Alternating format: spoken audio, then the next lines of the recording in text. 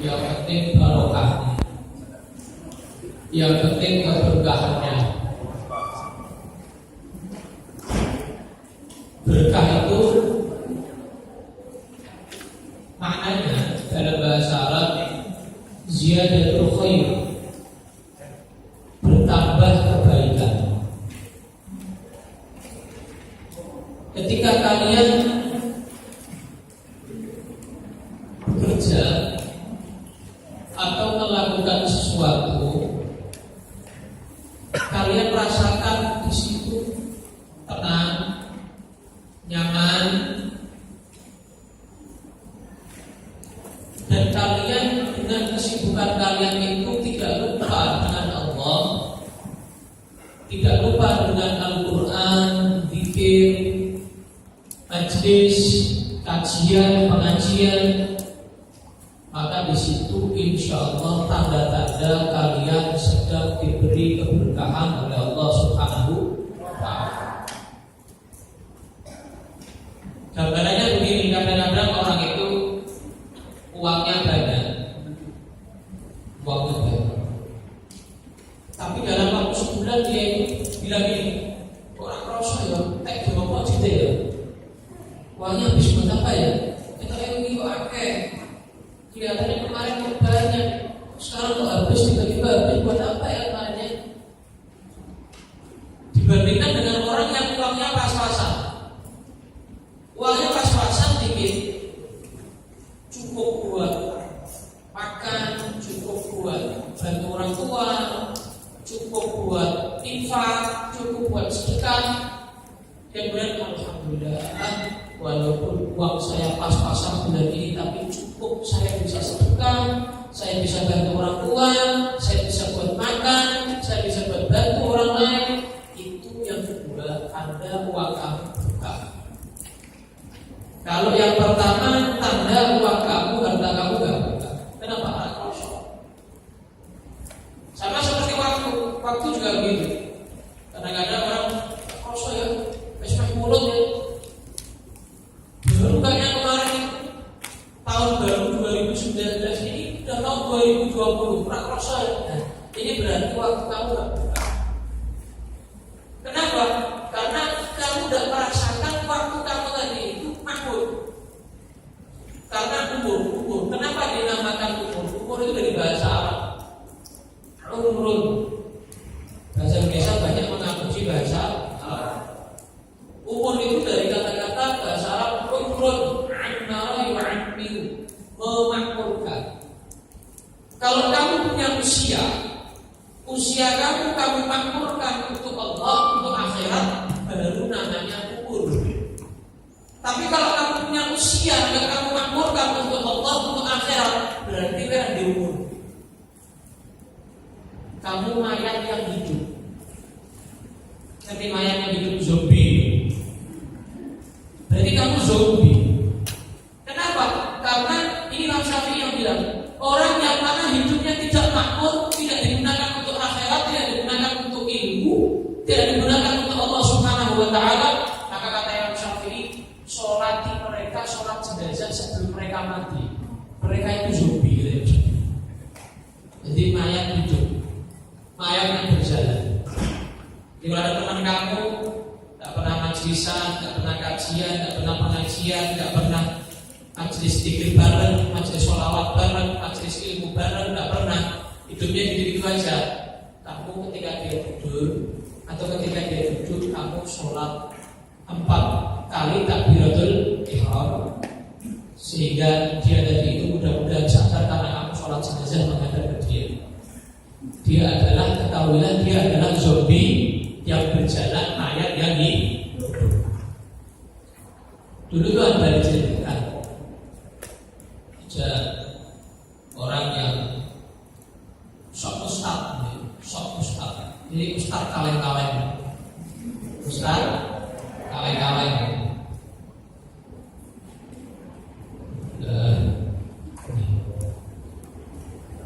apa? Kaleng-kaleng. Tahu kaleng nggak? Buang sekalian kaleng. Ustaz kaleng-kaleng. Dia ini pakai kostum ustaz, pulang ke kampungnya dikirain dia ini sudah bawa ilmu yang benar. Dia ini dianggap ustaz oleh orang kampungnya. Kebetulan kiai kampungnya itu sudah meninggal. Ada orang yang meninggal. Ada orang yang meninggal, gak ada yang berani imamin sholat jenazah. Gak ada yang berani imamin sholat jenazah. Akhirnya si ustaz ini cuma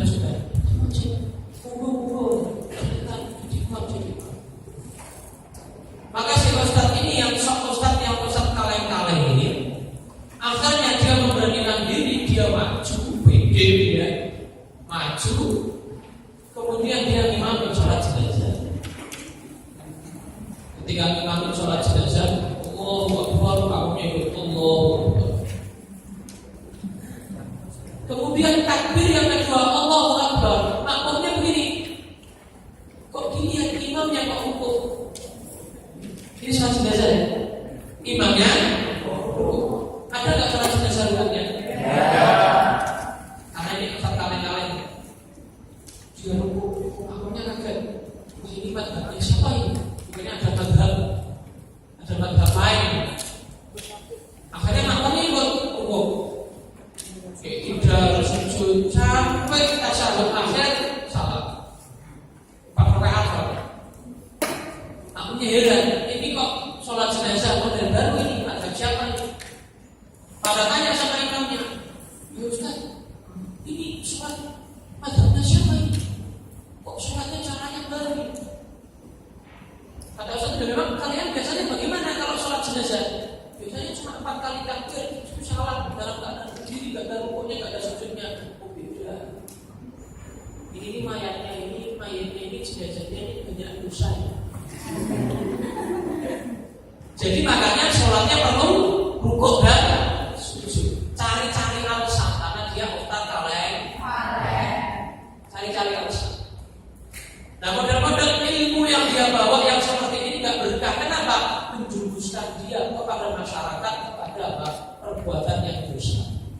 Maka jadikan ilmu yang kalian dapatkan di sini itu ilmu yang penuh dengan keberkahan, penuh dengan kebermanfaatan untuk negara, untuk bangsa, untuk agama, untuk orang tua dan untuk Allah Subhanahu wa Ta'ala. Allahumma amin.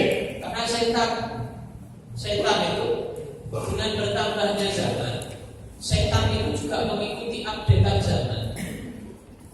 Sama seperti HP. HP itu ada updateannya. Setan itu juga selalu mengikuti updatean zaman. Jadi sesuatu yang baru dia lakukan, dia rapat, dia buat aplikasi baru setan itu. Ya. Dia buat kayak App Store atau Play Store itu kan. Dia buat sesuatu yang baru, dia buat game yang baru, permainan yang baru. Bagaimana dia mempermainkan manusia? Setan itu menjerumuskan Nabi Adam alaihissalam untuk makan buah kurdi. Dia itu sumpah menjadi penasehat. Dia itu sumpah sama Nabi Adam, demi Allah, saya ini adalah penasehat kamu. Turut sama saya. Kata setan itu sama Nabi Adam. Nabi Adam yang disumpahi setan penasehat itu bisa terjerumus. Apalagi setan itu sumpah untuk kita manusia untuk menjadi pembesar. Oh ya Allah, demi Allah saya akan membesarkan para manusia, umatnya Nabi Muhammad, umat manusia, umat Nabi Adam sampai umat Nabi Muhammad. Saya akan sesatkan mereka semuanya. Saya akan datangi dari depan, dari kanan, dari kiri, dari belakang. Semuanya saya akan datangi mereka. Saya akan kasih hidayah kepada mereka. Bayangkan, sumpah kepada Nabi Adam menjadi penasehat. Nabi Adam tidak terjerumus. Apalagi untuk kita sumpahnya menjadi apa? Menyesal. Yang menyesatkan, saya bersumpah menyesatkan para manusia. Apalagi tambah berat lagi.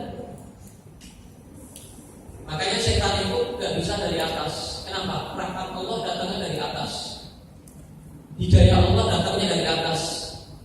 Taufik dari Allah datangnya dari atas. Makanya setan tadi bilangnya apa? Depan, belakang, kanan, kiri. Atas dia gak sebut.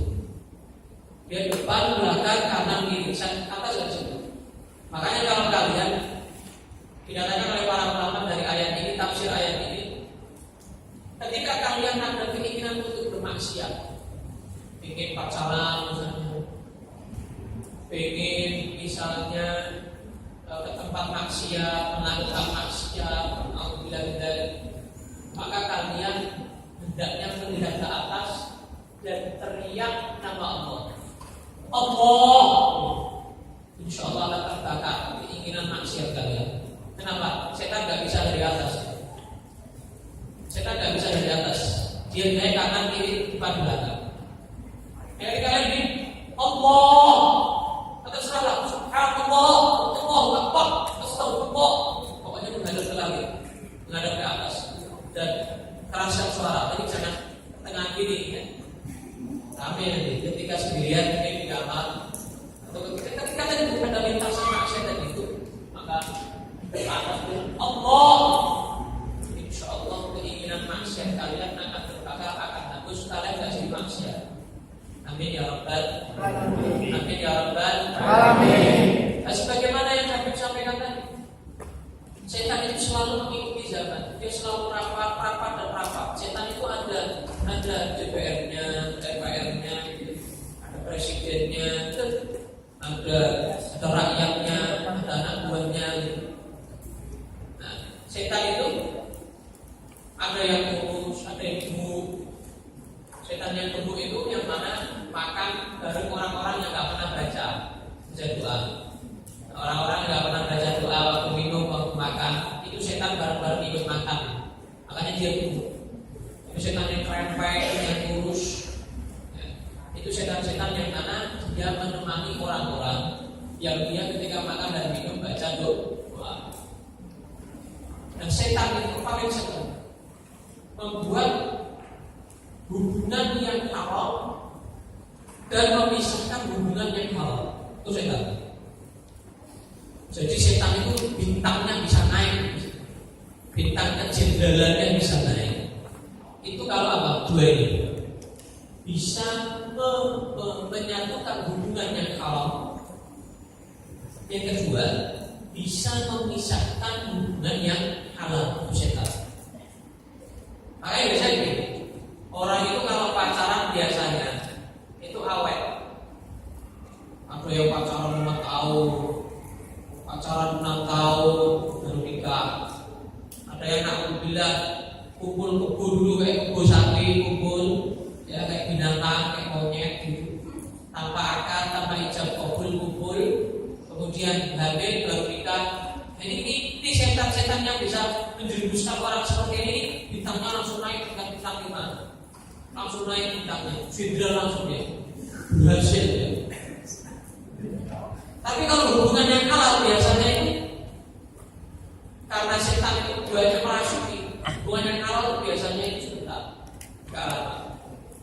Nah biasanya orang itu kalau ingat sudah biasanya pinang seorang perempuan yang laki-laki atau yang perempuan sudah pinang. Itu biasanya jangan lama-lama. Makanya saran Habib pada setiap yang tanya sama Habib, kalau setelah meminang itu jaraknya berapa, saya bilang jangan lama-lama. Karena setan itu akan bekerja banyak, dia akan memerlukan banyak pasukan. Saat ini kamu sudah meminang itu, karena ini hubungan kamu sekarang hampir halal. Makanya orang setelah meminang, setelah khidbah, itu jangan lama-lama, setengah tahun, setahun paling lama, nikah, jangan lama. Kenapa? Kamu begitu lama, terlalu lama, nanti gak jadi. Setan. Karena perempuan yang belum halal itu setan itu merasuki dirinya. Jadi kalian ini, ketika kalian ini masih jombloati, ya, kalian ini dirasuki oleh setan. Para wanita-wanita ini dirasuki oleh setan. Karena tidak ngerasa.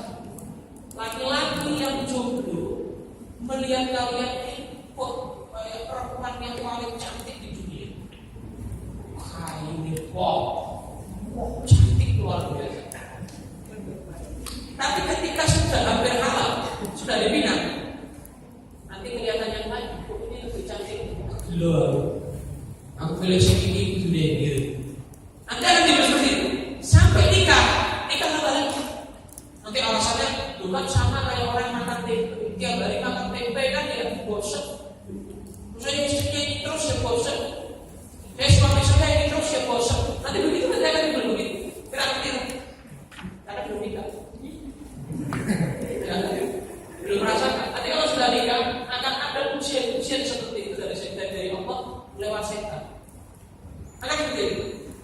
namanya tips bagi orang yang sudah menikah atau sudah pinang, meminang atau dipinang. Tipsnya adalah apa? Menjaga pandangan. Jadi supaya yang ada di benak kamu, di pikiran kamu, di otak kamu, istri kamu, selesai. Yang kamu pinang, selesai. Tidak ada orang lain. Tapi kalau kamu lirik, namanya mata apa? Keranjang. Maka kamu akan membanding-bandingkan istri kamu dengan yang lain atau suami kamu dengan yang lain. Alhamdulillah. Jadi pacaran-pacaran seperti sekarang ini, cinta-cinta monyet itu, sing baper-baperan itu juga termasuk cara setan yang paling terupdate zaman now. Ya, jadi baper, kemudian pacarannya cinta-cinta monyet itu.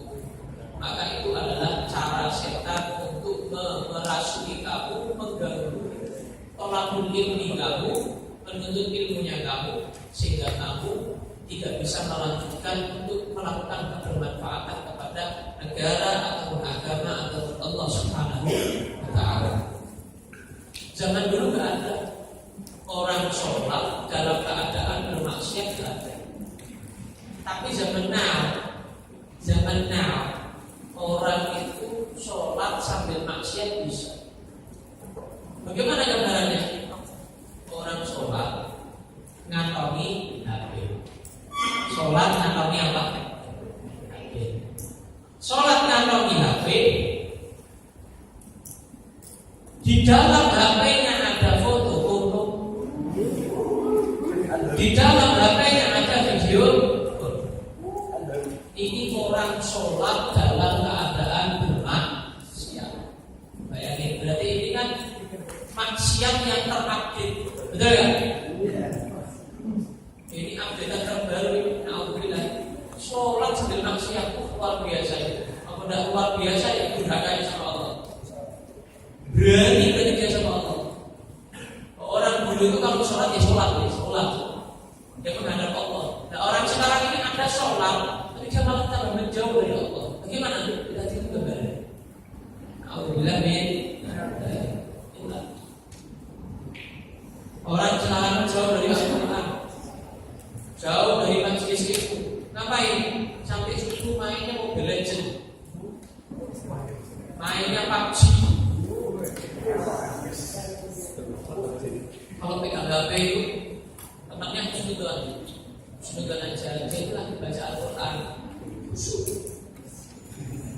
Ternyata ketika dideketin, ternyata lagi main PUBG ya. Lagi main Mobile Legends. Ada nih. Ada. Oke. Jadi tambah jauh dari Al-Quran, dijauhkan dengan hal-hal yang seperti ini. PUBG itu produknya setan. Mobile Legends itu produknya setan. Kalau yang perempuan, opa-opa itu produknya setan.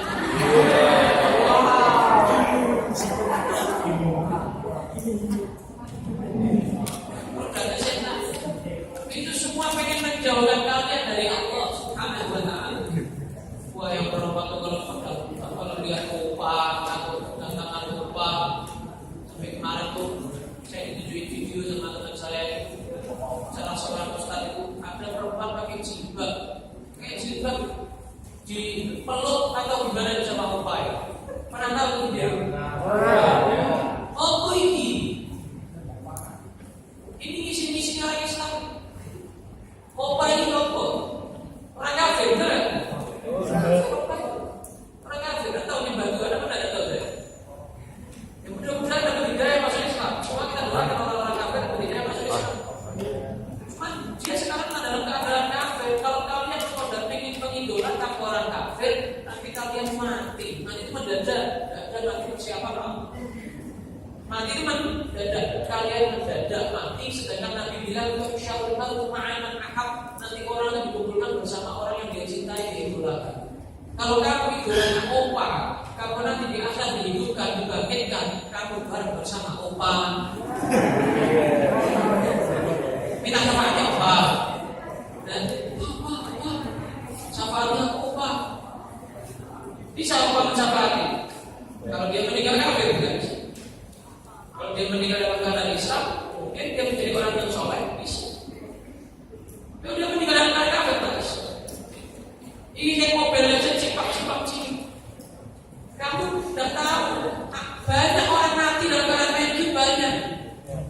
Kamu kalau mati dalam keadaan main game, kamu nanti di akhirat bangkit dalam keadaan main game.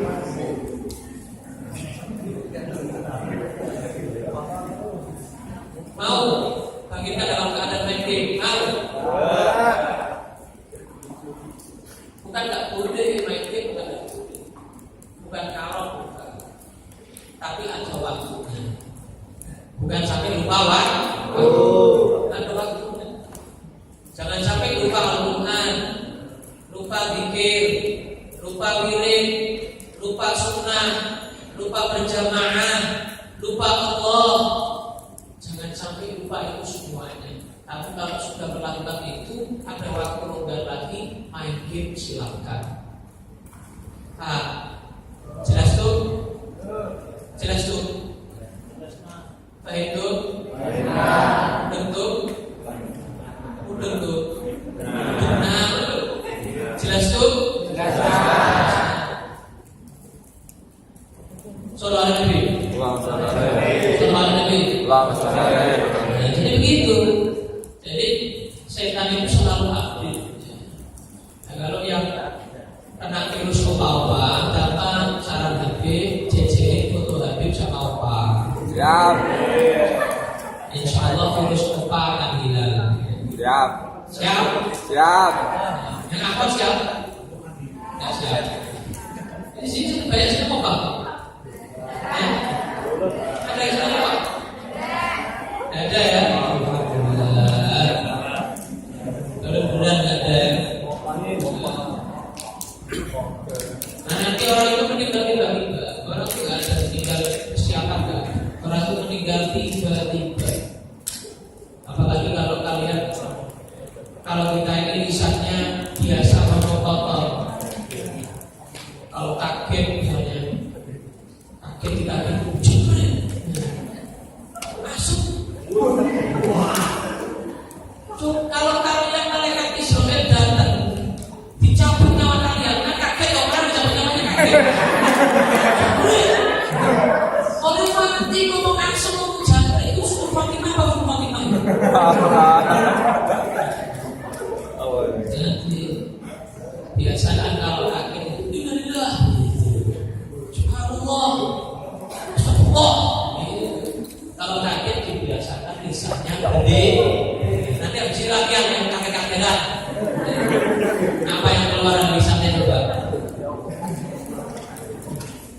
Jangan sampai binatang atau buah-buahan, tapi yang keluar adalah pikiran. Jangan binatang, jangan buah-buahan, tapi ini paham? Baik dong? Baik. Jelas dong? Jelas. Benar dong? Benar. Alhamdulillah. Jadi selalu biasakan lisan kalian berzikir kepada Allah Subhanahu wa taala. Ini enggak yang punya di sini. Pasti kerjanya jadi berbeda kan? Enggak. Kerjanya di mana? Beda-beda itu. Sama kayak kampus yang lain. Kita istighfar bersama-sama, mengistighfari dosa-dosa kita, kesalahan kita, kedurhakaan kita, jauhnya kita dari Allah Subhanahu wa taala.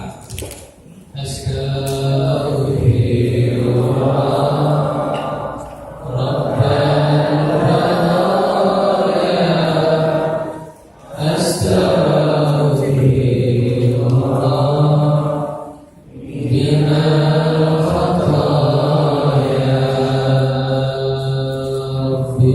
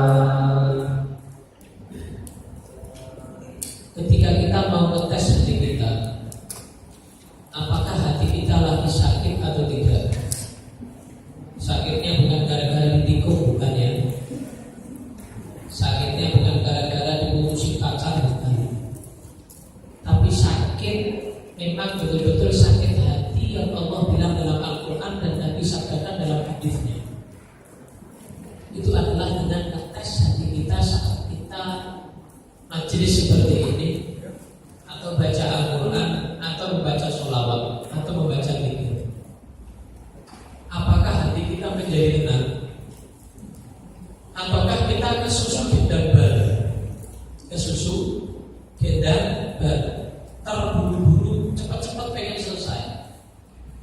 Kalau kita membaca Al-Quran dengan buka cek grup WA, itu kira-kira lebih senang mana, lebih tenang mana? Baca Quran satu juz sama baca grup WA yang numpuk chatnya sampai 100 chat, itu kira-kira semangat mana? Ya, apa? Dari Quran satu juz, masih banyak-banyak satu juz. Halo, Quran apa WA? Berarti hati kalian sedang apa?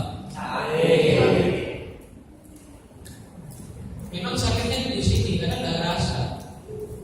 Sakitnya di hati. Kadang-kadang orang itu nggak terasa, tapi lama-lama komplikasi hatinya akan keras, akan atos, kaku. Kalau sudah kaku hatinya, maka dikatakan oleh Allah dalam Al-Quran lebih keras, lebih kaku daripada batu. Batu itu kalau kena tetesan air masih bisa berubah. Batu itu masih ada, batu-batu di pegunungan itu mengeluarkan mata air. Tapi hati yang lebih keras daripada batu tidak bisa mengeluarkan air mata karena tidak bisa mengeluarkan air mata karena Allah, tidak bisa. Tenang dengan zikir, tenang dengan Quran, tenang dengan sholawat, tidak bisa. Sama kayak kita makan masakan enak. Misalnya yang senang seafood komplit, lalapan komplit, makanan berkuah komplit, berkuah kalau dia saya bening semuanya komplit. Tapi ketika dia makan rasanya hambar, nggak ada rasanya, berarti dia lagi apa? Sakit. Perlu periksa sakit. Orang nggak merasakan makanan, rasanya makanan beda sakit ya. Sama. Kalau kalian nggak bisa merasakan nikmatnya, lezatnya zikir, Quran, sholawat, majlis seperti ini, maka berarti hati kita sedang sakit. Perlu diperiksa. Perlu diperiksa. Periksanya kepada siapa? Ulama. Itu ulama. Kalau tubuh jasmani dokter, tapi kalau hati ulama, baik yang masih hidup atau yang sudah meninggal. Perlu kita periksa hati kita. Kenapa nggak tenang? Baca Quran, sampingnya HP, terus HP-nya bunyi tik, kira-kira matanya ngelirik HP lagi. Tetap lanjut baca, dan ngelirik HP atau ngelirik HP? Berarti hatinya sakit. Benar nggak ini? Benar nggak? Hatinya lagi sakit. Kalau dia suka, sudah bisa sedih. Kira-kira dia pegang HP, buka status, buat status WA, atau dia langsung ke Al-Quran, baca Al-Quran. Ayo. Status apa Quran? Berarti hati kita lagi sakit. Benar gak ini? Itu adalah cara sehat yang paling terupdate zaman now. Kamu dijauh dari Al-Quran, kamu dijauh dari Allah, kamu dijauhin daripada zikir, ingat sama Allah. Karena orang itu kalau hatinya nggak sakit, kalau hatinya itu dia adalah orang-orang yang sehat, hatinya sehat. Kalau hatinya sehat, dia orang yang nggak sabar untuk berhenti daripada zikrullah, daripada Al-Quran, nggak akan sabar. Mulutnya dipikam itu nggak sabar. Hatinya berhenti dari zikir itu nggak sabar. Selalu apa? Saya kok nganggur, langsung dikit terus gitu. Quran dikit sholawat, selalu gitu. Gak akan sabar. Tapi kalau hatinya biasa, tidak zikir, tidak sholawat, biasa, berarti hati lagi sakit, nggak sehat. Tapi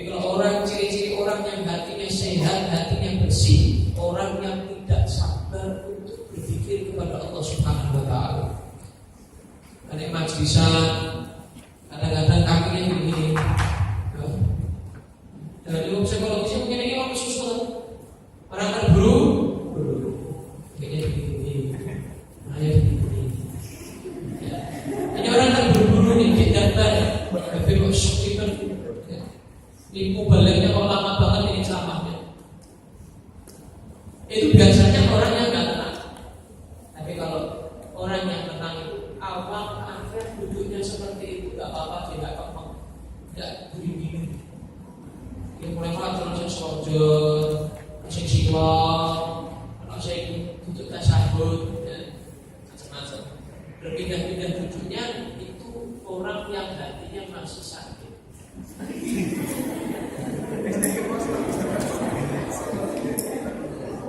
Yang pindah-pindah duduknya yang dari awal semua ada orang. Jadi tenang. Kalau kita mau ngetes hati kita, caranya seperti yang habis sampaikan tadi. Itu kita bisa ngetes hati kita. Sakit itu sudah. Sakit atau siap ngetes hati kalian? Siap? Nanti ketika baca Al-Quran, HP diseleki. Tapi HP selama berapa tahun?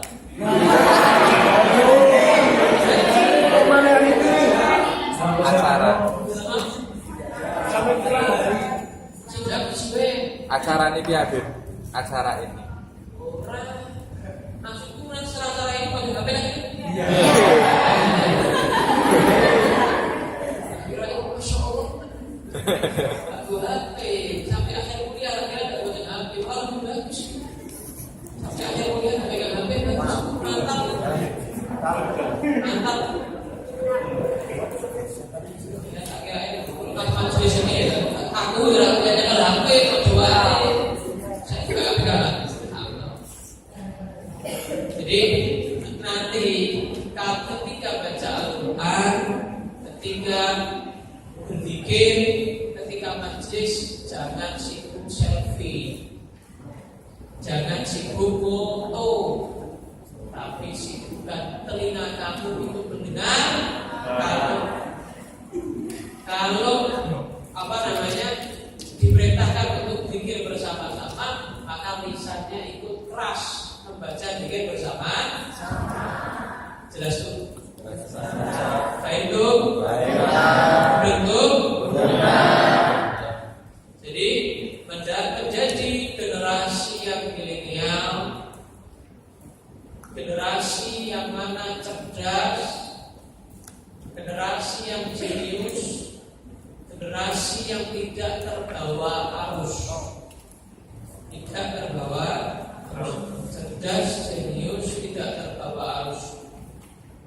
Tidak terbawa arus apa? Tadi itu cara-cara setan yang paling terupdate. Jangan sampai kena arus-arus itu semuanya. Cara-cara setan untuk menjauhkan kita daripada Al-Quran, daripada Nabi Muhammad, daripada Allah Subhanahu wa Ta'ala. Saya kira itu tausiah dari Habib. Selanjutnya tanya jawab. Gitu ya. Jadi langsung tausiahnya nanti apa? Tanya jawab. Oke. Tanya jawab saya kira.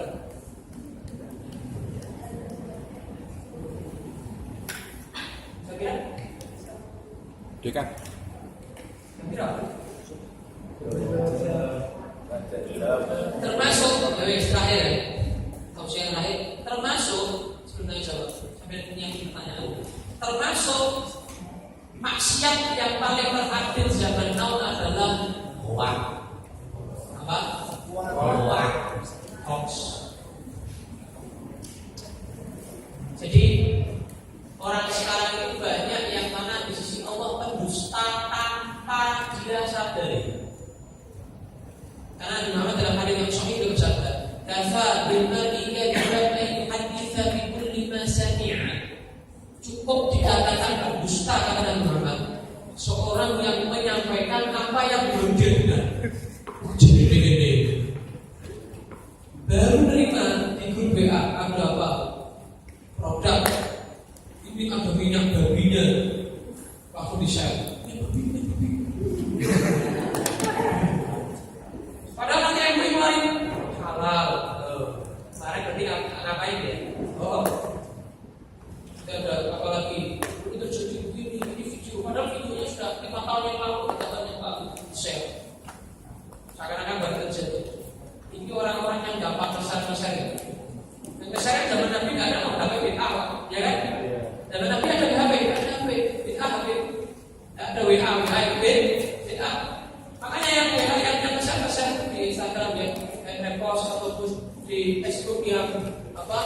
yang saya atau di WA yang meneruskan itu apa namanya, harus betul-betul tabayun dulu, betul-betul kan ini benar enggak.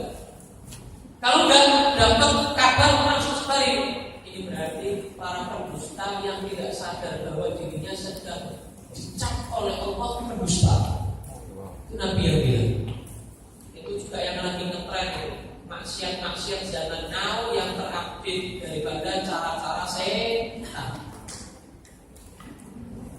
Banyak ya? Halo, ya. Enggak mungkin di Indonesia ini jadi fitnah seperti ini kalau bukan gara-gara share-sharannya seperti itu. Buat-buat. Ada satu cerita tentang bahayanya bohong dan perhatian Nabi supaya orang itu jujur, jangan sampai berbohong. Di zaman Nabi Muhammad SAW ada seorang sahabat ini, dia ini lagi jalan lewat gerombolan para akhwat, para perempuan. Misalnya di sini ada akhwat ya, ada ikhwan lewat, banyak akhwat ini cantik lagi, masuk ikut ngobrol bareng sama para akhwat.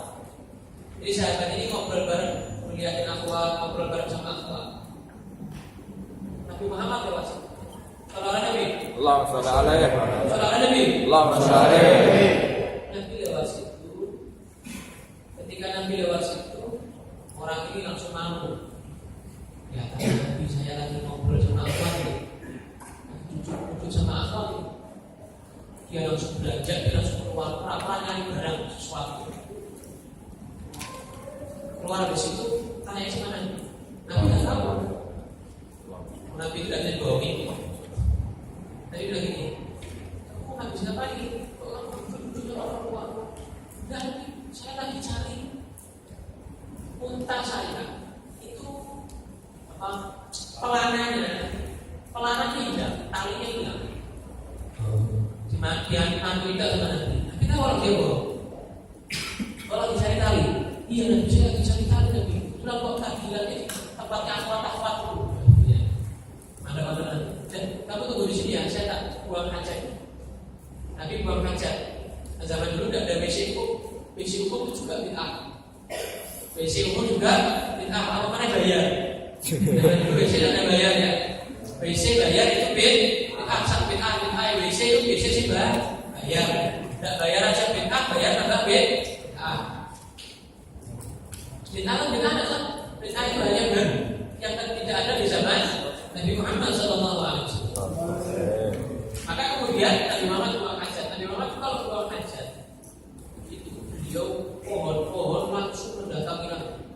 Ini pohon itu buat WC, tidak perlu tukang WC-nya langsung terbuat. Kamar mandi langsung terbuat. Mukjizat. Jadi ibaratnya misalnya ini semua tembok-tembok ini misalnya pohonnya. Nabi di tengah sini, pohon itu merapat menjadi kamar mandi itu, menutupi beliau. Dan mukjizat Nabi Muhammad kalau buang hajat beliau itu langsung dikenal oleh tanah dan tidak ada baunya. Baunya wangi yang luar biasa. Kalau ada orang ke tempat yang Nabi buang hajat, wangi yang luar biasa, lebih wangi dari minyak fisik. Ini awak bukan tahu. Kalau kamu dari WC ada orang lain masuk ke situ, mak breng,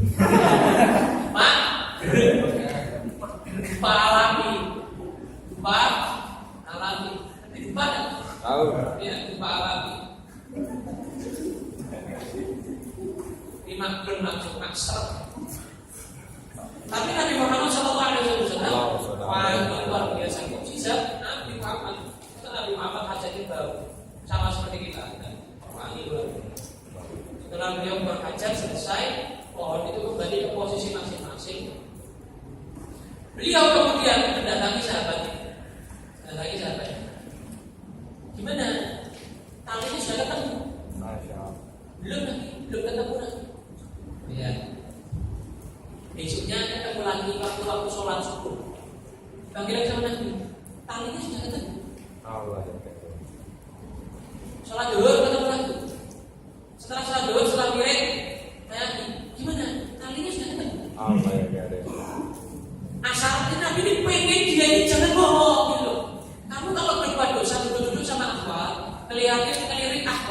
sudah gitu loh. Jujur aja. Tobat sama Allah, jangan bohong. Sholat asar berjamaah. Setelah itu kirim, tanya lagi, gimana? Kalinya sudah ketemu. 5 waktu tanya terus. Kalinya sudah ketemu. Kalinya sudah ketemu. Ada orang itu. Nah, ini tanya terus. Saya malu saya sholat di masjid. Akhirnya sahabat ini nggak sholat di masjid Nabawi. Dia akhirnya menghindar dari masjid Nabawi, menghindar dari Nabi Muhammad. Malu. Terus suatu saat dia kangen sama masjid Nabawi. Esokan harinya dia kangen sama masjid Nabawi. Lama nggak sholat di masjid. Kalau kita nggak sholat di masjid, biasa ya. Kita kangen sama masjid ya. Tapi kalau para sahabat kangen luar biasa orang soleh solehah itu kangen sama masjid. Lama ya masjid kangen sama masjid. Pengen iktikaf, rasanya pengen iktikaf di masjid. Maka sahabat ini sendiri, ya, Nabi cari, kau nggak benar aman-aman, sepi. Masuk ke dalam masjid, sholat sunat tahiyat masjid. Nabi dari rumah Nabi kan dempetan sama masjid, juga keliling. Akhirnya ketika dia melakukan sholat sunat, Nabi juga ke masjid ikut sholat sunat. Nabi sholat sunat tapi itu masjid itu sikap, nggak macam-macam. Tapi kalau sholat itu masjid itu sikap, baca al-kafirun sama al-ikhlas selesai. Kalau kita setiap sholat al-kafirun sama al-ikhlas ya. Sholat 5 waktu pun al-kafirun dan al-ikhlas dari sikap tabrak. Terus kemudian Nabi Muhammad mempersikap. Terus Nabi tunjuknya dan itu orang ini ini saya sampai salah bertanya lagi. Artinya sudah ketemu apa belum? Ada saya nggak ditanya lagi. Sudah lama-lama itu calon poro, baca yasin, bilang orang main sholat ini. Nabi itu belum ada.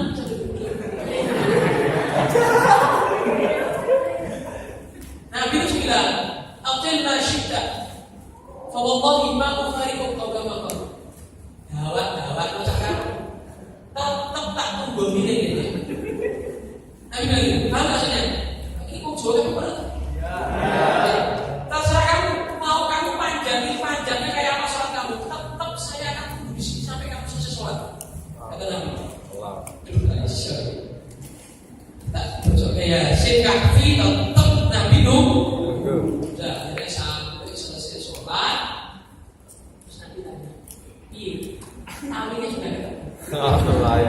Wah, aku Nabi dia langsung datang ke Nabi, cium tangannya Nabi, mencium lututnya Nabi. Aku Nabi, saya tidak pernah kehilangan tali Nabi. Saya tidak pernah kehilangan bahan. Waktu itu saya itu langsung pengen jujur sama para angkat. Tak tunggu jujurnya kamu, makanya tak sendiri terus. Saya pengen kamu jujur, saya tidak pengen gara-gara bohong ini kamu merasakan panasnya api neraka. Itu sudah ada sama Nabi rahimahullah.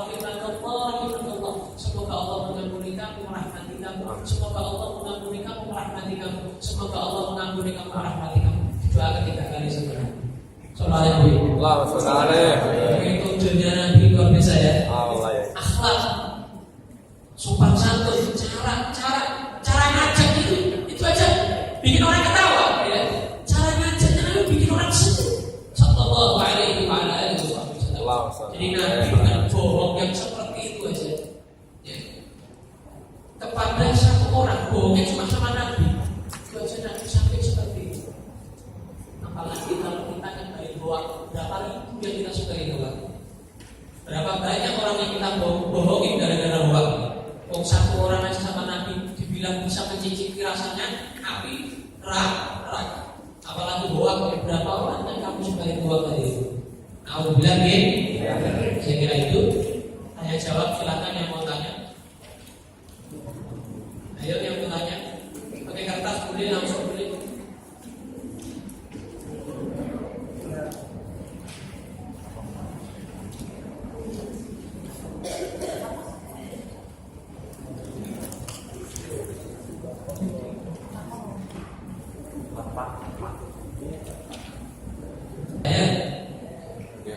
Karena dikhawatirkan mati syukur khotimah karena tidak menghormati panggilan Allah. Tapi satu aja jawab kabeh ya.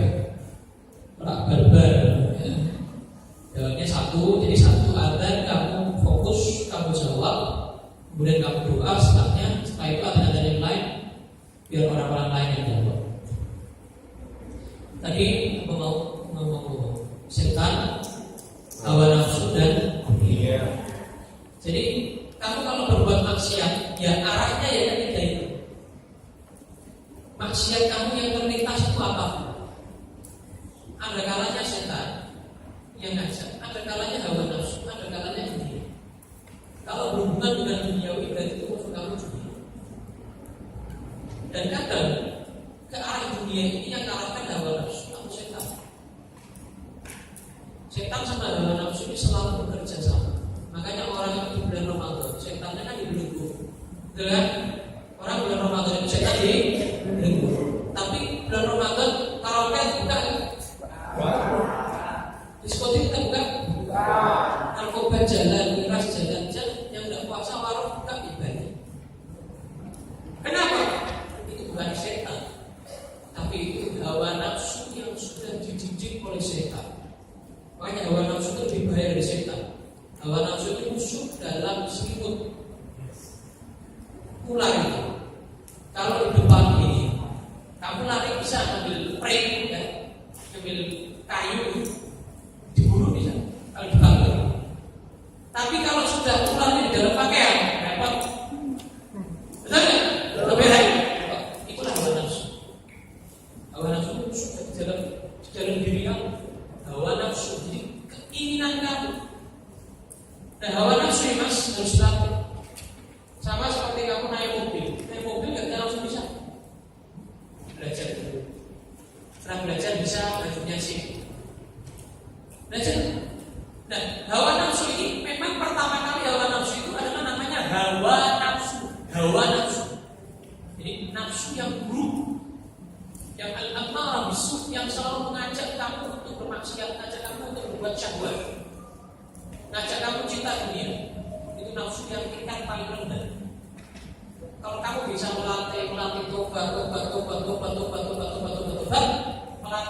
melatih datang ke majelis ilmu, belajar kepada ulama, guru kepada ulama, syaratnya jelas sampai ke Rasulullah, dan kamu banyak baca wirid, kamu banyak baca Quran, banyak baca sholawat, kamu latih diri nafsu untuk biasa berbuat taat, maka nanti nafsu kamu akan menjadi nafsu al-lawwamah. Tingkatan yang atasnya lagi. Nafsu lawwamah itu nafsu yang mana kadang kepleset, tapi nggak melulu pengen maksiat ya. Dia itu pengennya tak, pengen majelis terus, ada pamflet majelis berangkat, ada pamflet majelis sholawat, majelis zikir, majelis ilmu berangkat. Kelihatan masjid, mampir, dengar adzan jawab, gitu. Kelihatan ulama berdoa, niat yang baik dan seterusnya. Itu adalah nafsu yang tingkatan atasnya lagi, yang mana sudah mulai nafsunya mengajak kepada kebaikan. Tapi kadang kepleset, jelas ya. Orang kan kadang jalan nggak melulu atau nggak mulus tuh. Karena kan kepleset, pernah kepleset kan? Mas pernah kejeduk, kesandung. Nah, pernah kesandung, pernah kejeduk, pernah kepleset. Gitu. Sama manusia itu tempatnya kepleset, tempatnya kejeduk, tempatnya kejeduk, sandung, ya tempatnya sandung. Ya. Tapi jangan sengaja nyandung. Sakit nggak sengaja nyandung? Orang yang sengaja nyandung sudah jeduk ini. Gimana orang itu? Bodoh nggak? Ya kan? Nah, jangan kamu menyengajakan diri kamu maksiat. Kalau kamu menyengajakan diri kamu maksiat, sama kayak kamu jeduk-jeduknya awakmu, nyandung-nyandungnya awakmu, meleset-meleset ke awakmu. Paham ini? Gambarannya kan biasanya seperti yang digambarkan. Jadi kamu adalah orang yang sadar, jejak jalan, lihat depannya, ada yang nyandungi apa enggak, ada yang meleseti apa enggak, gitu. Nah, kamu di urusan kepada Allah, jalan menuju Allah juga gitu. Ada tikungan, ada yang hendak, ada yang nyandungi, ada yang meleseti, gitu. Ada kerikil-kerikilnya, ada pecahan-pecahan kacanya, itu harus kamu hindari. Nah itu apa? Tiga tadi, setan, hawa nafsu dan saya kira jelas, Mas. Paham ya? Intinya jadikan apa? Intinya kamu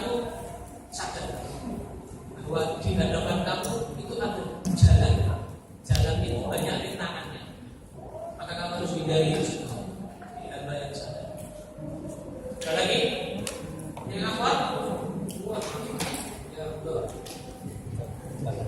mana bikin? Bikin teleponnya mas.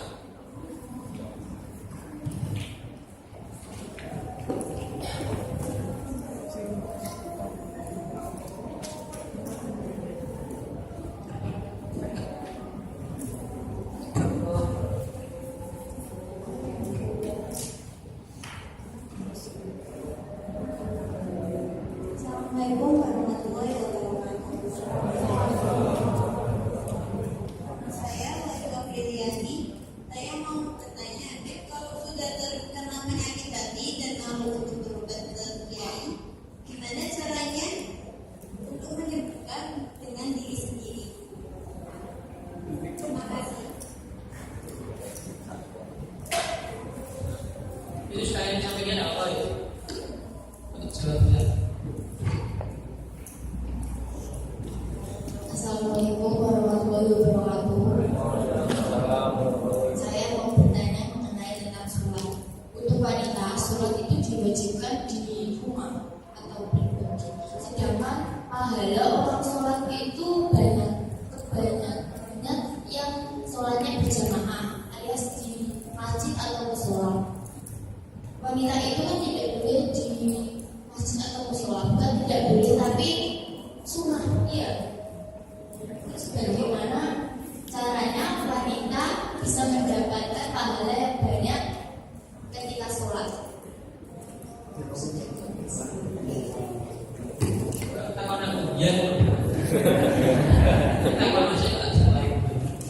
Dan ayo. Jadi pertanyaannya pertama lagi dari semua utama.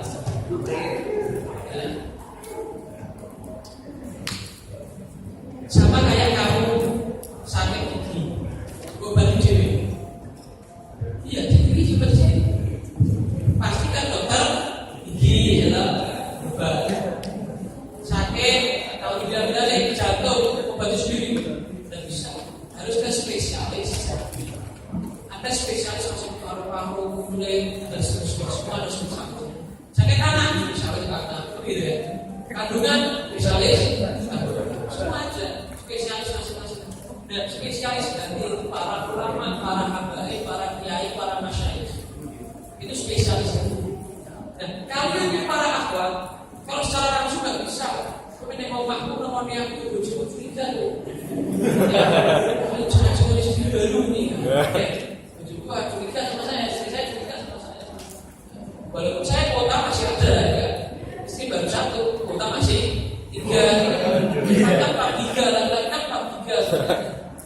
Nah, maka kamu bisa lewat istrinya, istri yang saya bisa, atau bisa lewat pengajiannya. Beliau punya pengajian, di pengajian itu kamu bisa nyawang itu belok itu melihat, ya. Bisa melihat.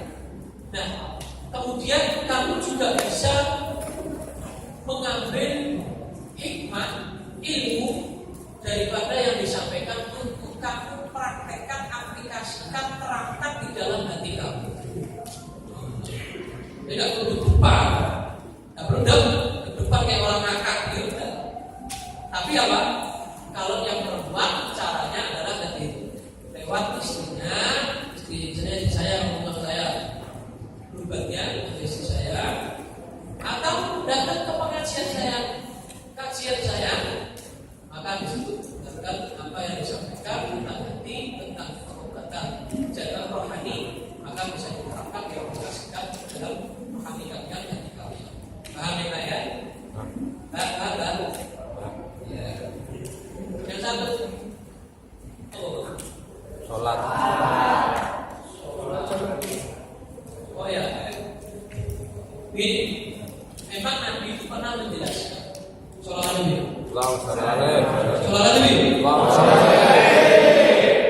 Bahwa perempuan wanita itu sholatnya paling afdol itu di dalam rumah.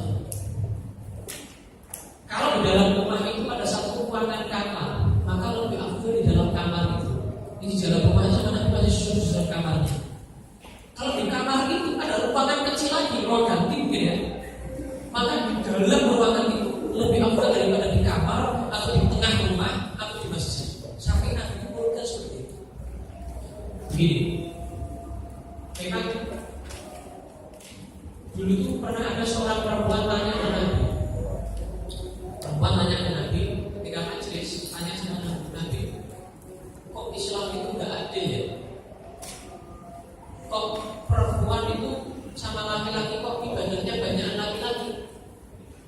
perempuan itu ada haid, ada nifas. Perempuan itu kalau sudah haid sama nifas, jelas sholat sama puasanya nggak boleh. Nggak sekomplit laki-laki. Perempuan itu jihad, ya laki-laki yang jihad bisa dilihat sama Rasulullah. Kemudian haji, umroh nggak sebebas laki-laki. Kalau perempuan harus ada mahramnya, ya kan? Harus ada mahram. Terus laki-laki ada sholat Jumat, perempuan nggak ada Jumatan. Ada perempuan Jumatan nggak ada. Kok perlu laki-laki? Angkut jenengan Rasulullah Muhammad SAW diciptakan laki-laki bukan perempuan. Bagaimana ini? Kok Islam ini nggak adil sama perempuan? Terus Rasulullah tersenyum. Rasulullah bilang sama perempuan ini pertanyaan yang kamu lontarkan ini pertanyaan dari seorang perempuan yang paling bagus yang pernah saya terima. Pertanyaan yang lain yang bagus, cuma paling bagus ini. Pertanyaan paling bagus, paling sulit Nabi dapat pertanyaannya. Nabi bilang, tolong jawaban saya sampaikan ke seluruh wanita di seluruh dunia. Siapa yang kamu kenal sampaikan jawaban saya. Jawaban Nabi, kamu melayani suami kamu, istri bujur.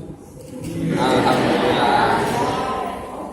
Kalau belum punya suami, kamu melayani orang tua kamu. Itu pahalanya sama bahkan bisa lebih daripada laki-laki yang melakukan semua itu. Jumatan dan lain-lain. Alhamdulillah. Ini kalian sholat di kos, sholat di kontrakan, sholat di mana? Di pondok. Kalau ada yang pondok itu lebih afdal daripada kalian sholat di masjid. Kalau aku sholat di masjid bukan berarti haram, tidak. Asal kalian jaga fitnah. Jangan ke masjid bedain bang setting, software abang, itu menarik perhatian laki-laki, ya kan? Berarti ke masjid itu niatnya menarik perhatian lagi. Jadi kalau masjid memang niatnya masjid, ya kalau satu, ya pakaiannya yang udah, gitu ya. Kemudian jangan pakai software, sabdaan, usus, kokoh. Tidak ada masalah. Kenapa? Supaya tidak menarik perhatian laki-laki menimbulkan fitnah. Daripada ke masjid menimbulkan fitnah. Karena pernah di zaman Siti Aisyah, Nabi sudah meninggal. Di zaman itu banyak wanita-wanita yang mulai ke masjid, di Masjid Nabawi, sholat di Masjid Nabawi. Terus Siti Aisyah bilang, Siti Aisyah bilang, ini kalau Nabi Muhammad masih hidup, pasti Nabi akan melarang para wanita untuk ke masjid. Sayangnya Nabi Muhammad sudah meninggal. Siti Aisyah orang yang paling paham dengan Nabi, betul kan? Istrinya paham. Makanya Siti Aisyah bilang, ini kalau Nabi masih hidup sekarang ini, niscaya Nabi akan melarang para wanita untuk ke masjid, untuk memerintahkan mereka sholat di rumahnya sebagaimana yang besok datang. Jadi jawaban untuk Anda, kamu sholat di masjid tidak apa-apa, tapi syaratnya tadi tidak menimbulkan fitnah. Kalau kamu kiai ketok ya, dari aku ketok ya, cantik saya cantik. Kalau saya cantik, saya sholat di rumah aja. Pahalanya sama saya sholat di masjid. Allah lebih tahu. Karena saya cantik dan saya menimbulkan laki-laki mulia saya buat maksiat, lebih baik saya di rumah tidak menimbulkan maksiat. Kalau dulu cari, ya, cari agak baik. Baik tuh. Baik dah. Saya kira jawabannya itu. Untuk majlis juga jangan malam-malam. Majlis jangan malam-malam. Terus juga kalau orang tua izin sama orang tua, ya suami izin sama suami. Orang-orang itu suaminya ya. Dulu apa nih? Ada suami? Belum ada. Belum ada jomblo bisa bilang. Tapi jomblo apa? Bisa bilang. Ada lagi atau cukup? Mas? Mbak, cukup panitia ini? Sudah atau cukup? Sudah ada. Dulu sudah 10 menit ini sampai. Ya wes. Ini mereka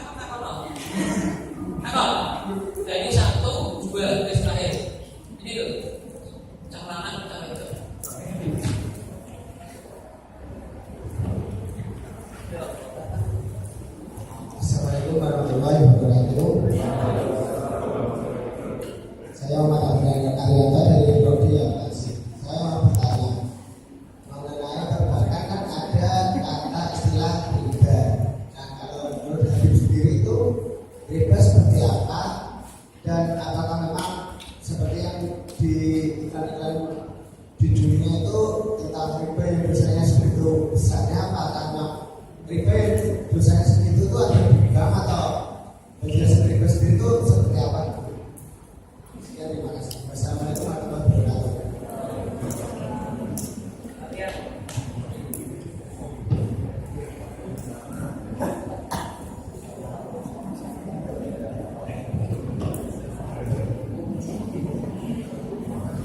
Assalamualaikum warahmatullahi wabarakatuh. Nama saya Emma. Saya bertanya, kan saya itu kan juga itu suka keyboard. Saya suka Blackpink.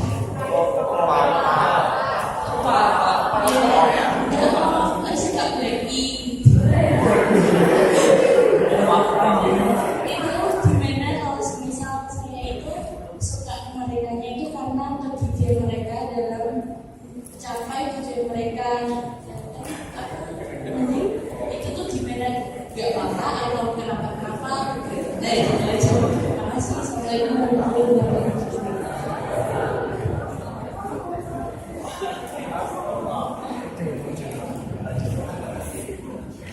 Hip hop.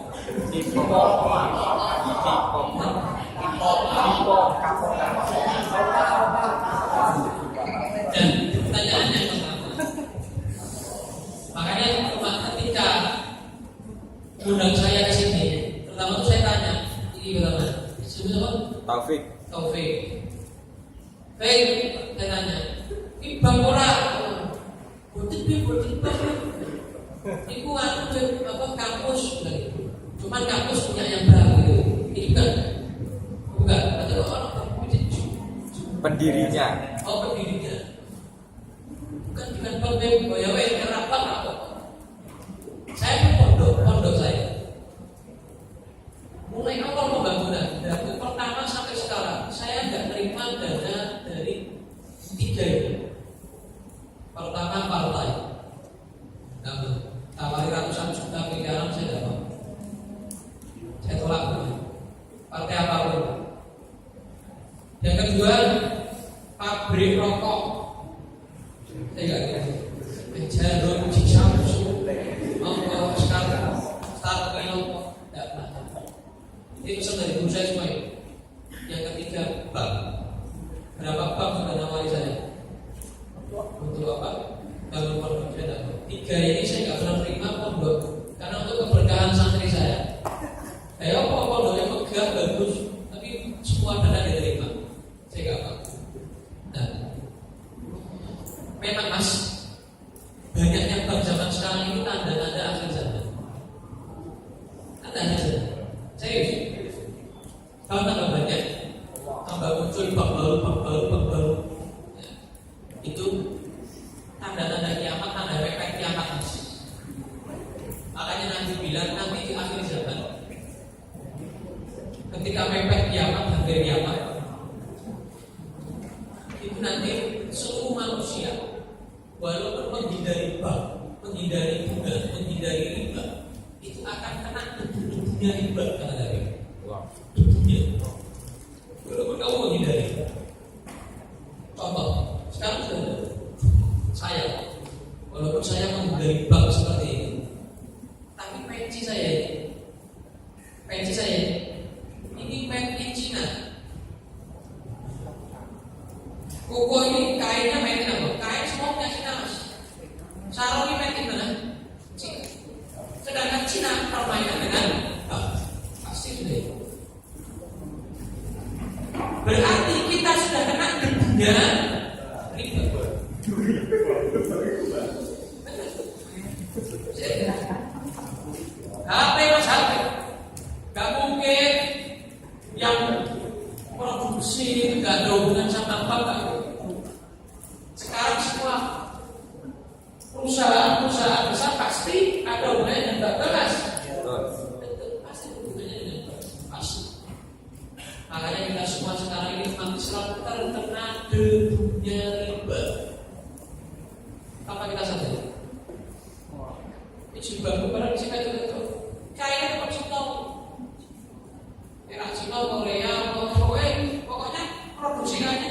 kembali ke bank, pasti ada bank. Urusan dengan bank pasti ada. Jadi kita menghindari semaksimal mungkin semampu. Contoh seperti saya mampu menolak dana sumbangan dari bank, biasanya itu mampu. Saya mampu kok nggak nyimpan uang saya di bank konvensi dan nggak nyimpan di bank konvensi. Saya nyimpannya di bank syariah. Saya nyimpan apa duit di bank syariah. Jadi hindari semaksimal mungkin. Utang jangan tambah. Tangan mau jangan tambah. Atau lebih jangan tambah atau lebih. Ini spesies. Buahnya sudah saya ini kenalan saya yang mulai konglomerat sampai si melarat. Konglomerat sampai melarat. Saya punya kenalan aja. Dan yang melarat sampai konglomerat gara-gara meninggalkan bank. Sehingga saya ini konglomerat sampai melarat guru-guru pakai bank. Jadi kualitas. Itu saya punya kenalan satu yang saya kasih tahu. Ada orang Jogja nggak sih? Jogja ada orang Jogja. Halo, ada orang Jogja? Ada. Di Jogja itu ada satu warung namanya Kopi Kelotok. Pernah dengar? Pernah dengar? Tidak pernah. Nah, Kopi Kelotok. Ownernya itu asli orang Semarang. Aslinya orang Banyumanik. Di grafikan beliau ownernya Kopi Kelotok itu cerita dulu saya kerja di bank konven A, salah satu bank. Ketika saya mendengarkan tausiah atau nasihat salah satu ustaz tentang bank, saya tinggalkan semuanya, saya lunasi semuanya, saya mulai dari nol. Di Kopi Kelotok itu mulai dari nol. Apa itu Kopi Kelotok? Sampai Allah memberikan jalan karena dia meninggalkan kemaksiatan karena Allah tidak mungkin. Allah itu asyadul maha berterima kasih. Kalau kamu meninggalkan kemaksiatan dosa, pasti Allah akan membalas kamu dengan yang lebih dan lebih. Jadi Kopi Kelotok itu dia dulu peninggal bank. Kalau sekarang orang namanya X-Bank. Ada pembela namanya X-Bank. Pernah dengar X-Bank? Pernah. Pernah nggak? Halo? Pernah. Belum pernah dengar? Pernah. X-Bank itu jadi dia di komunitas yang dulunya dia ini kerja di bank tinggalkan bank. X-Bank. Dan kebanyakan yang di X-Bank itu jadi sukses semuanya, masya Allah. Dulu di bank jadi pegawai, tapi ketika dia meninggalkan bank, dia menjadi bos. Di bos, di owner. Malah jadi dia yang pemiliknya. Orang jadi pegawai, orang jadi owner yang mana? Itu owner itu. Dia bos, dia jadi pegawai. Dan di bank sampai mati, ya mereka tetap pegawai. Tetap enggak? Pegawai. Dan juga harta kamu tidak kekerasan. Orangnya kerja di bank tidak kekerasan. Kerasa kita tidak bilang mereka benar. Banyak sekali. Bapaknya Habibie kan, abahnya Habibie kan kerjanya material. Jadi yang kerja material teman-temannya abahnya saya, yang dulunya takbak